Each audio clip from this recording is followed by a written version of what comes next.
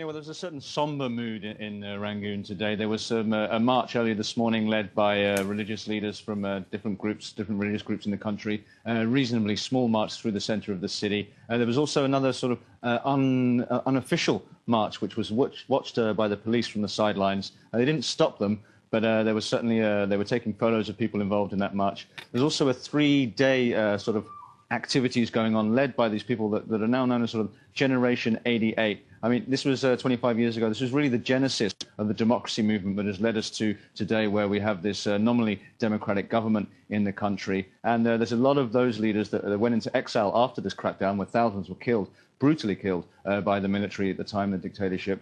Many of those have returned to the country for this commemoration. So the mood is somber, but there's a certain sort of defiance in the air as well. Ismail, how much have things changed really in Burma since that crackdown 25 years ago?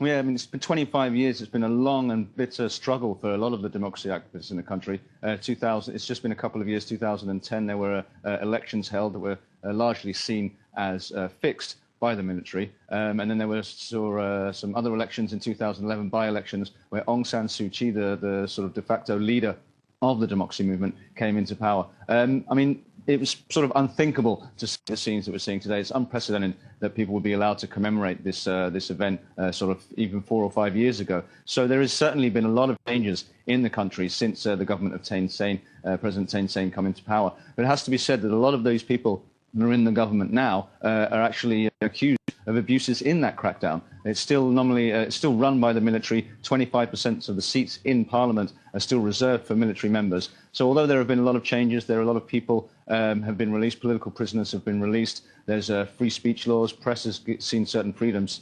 There is still a long way to go before Burma can call itself a democratic country.